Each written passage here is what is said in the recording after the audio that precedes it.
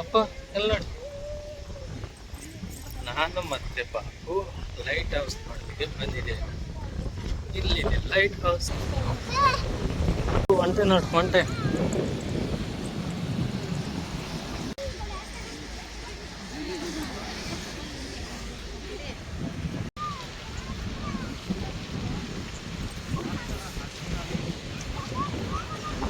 ಇವಾಗ ನಾವು light house ಹತ್ರ ಮೇಲ್ಗಡೆ ಬಂದಿದ್ದೇವೆ.